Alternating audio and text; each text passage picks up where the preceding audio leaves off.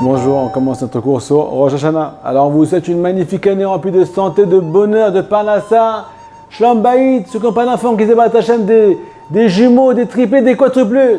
Si vous êtes d'accord bien sûr, je ne vais pas faire d'histoire. Alors on commence Rosh Hashanah, la tête de l'année. Pourquoi la tête? Par exemple on dit Rosh Chodesh, la tête du mois. Il faut savoir que la tête c'est la source de tout. C'est de là que tout va se décider. Comme vous le savez, si jamais il y a un problème dans le cerveau d'une personne, eh bien chas v'shalom, c'est tous les membres qui sont touchés. Eh oui, ça peut devenir un légume. Pareil, Rosh Hashanah, c'est la tête de l'année. C'est la source de tout. Il y a marqué dans les livres que Rosh Hashanah fait référence à l'ADN de l'année. L'ADN, on est dans la source. Ça fait aussi référence à une graine qui fait moins d'un centimètre.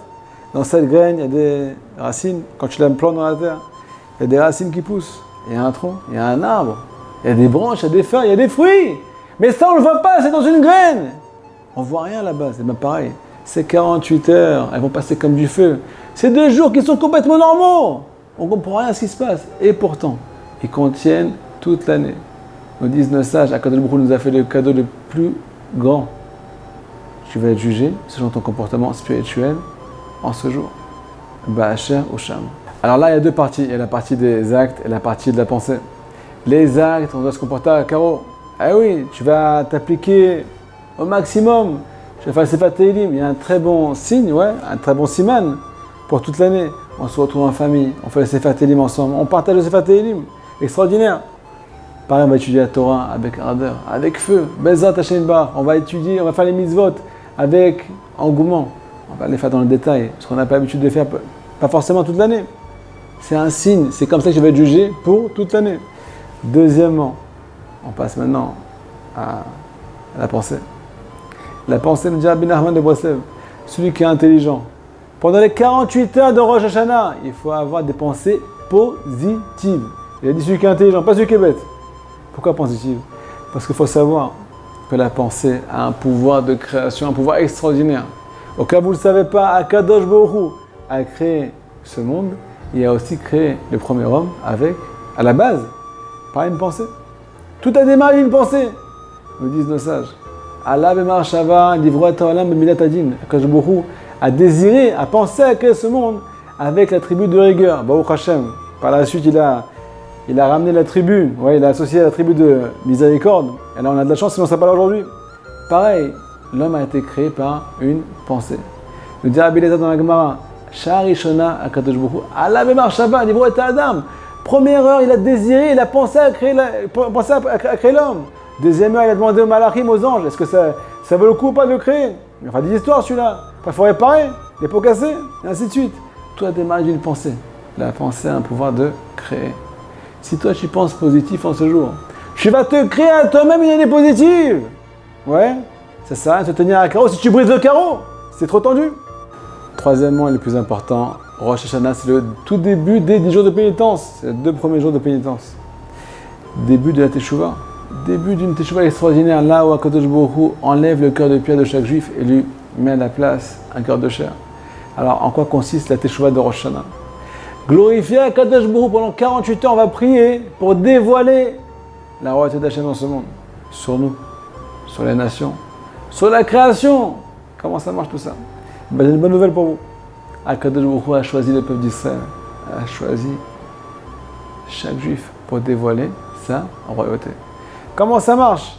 Torah, mitzvot, prière, travail sur notre caractère. Maintenant, on a un petit problème. Parfois, on est pauvre en acte. Et là, on se retrouve le jour de Rosh Hashanah. Hachem, tu veux que je fasse tes chouvas, mais moi aussi j'ai envie là-bas. Mais c'est pas facile, je suis pauvre en acte. Regarde l'année passée. C'est là, ça désir. Qu'est-ce que tu veux que je te dise? Alors là, j'ai une solution pour vous. Celui qui a entendu notre cours, il n'a plus de questions. On est dans l'ADN, on est dans la source de l'année, on est dans la graine. C'est là-bas que tout se déroule. C'est une nouvelle occasion pour pouvoir changer. Tu as la possibilité de changer ton mazal, changer ta personnalité. En bien entendu. Pour ça, je vais vous donner une petite parabole qui va nous aider à comprendre en quoi ça consiste. Comment on peut pouvoir agir pour arriver à cette chose-là. Alors, c'est l'histoire d'un juif. Au Hachem, ça fait 30 ans qu'il habite en banlieue. Dans un 2 pièces avec 10 enfants. Ben Porat Yosef. Il a fait la misère de Péria avec Idour. Avec beaucoup il s'est bien appliqué. Et là, il n'en peut plus, il a envie Ça fait 30 ans qu'il a envie d'une villa. Il n'a pas l'argent. Et du jour au lendemain, il décide d'aller voir l'entrepreneur. Il lui dit, écoute-moi bien, je veux que tu me construises une villa. L'entrepreneur lui demande, est-ce que tu as un terrain? Il dit, oui, bien sûr. Alors, combien d'étages tu veux? Il dit, je veux 4 étages. Combien de pièces à chaque étage? 5 pièces à chaque étage. Ok. Maintenant vient le moment de vérité. Alors, tu as de quoi payer? Et là, le juif, il commence à tourner de l'œil. Bah, écoute, il est pauvre. Il est pauvre. Et bien, tout ça, c'est une image. Ça fait référence au peuple d'Israël, à Rosh Hashanah. Comme ça dit le Rav Erez. On arrive devant Akadosh Baruch Hu, c'est l'entrepreneur de ce monde. Il dit, Ribono Shel Olam, tu veux que je fasse tes chouvas? Tu veux que je te construise une demeure dans ce bas monde, une belle villa, avec plein d'étages, que je sois un bon juif, que tu règnes à l'intérieur de moi, que je te glorifie. Mais sache que je suis pauvre en âge, j'ai pas de quoi payer, j'ai pas de quoi passer à la caisse. Mais il faut savoir que dans la spiritualité, le moyen de paiement, il s'appelle, enfin en hébreu, le moyen de paiement, il s'appelle kesef. Kesef, c'est le désir. Ça va aussi dire kesef minachon yirsof, on désire. Pareil, l'argent, il s'appelle aussi damim en hébreu. Damim, c'est le sang. Le sang, c'est le nefesh, c'est la partie spirituelle de l'homme. Le nefesh, ça fait référence à la volonté dans le livre saint.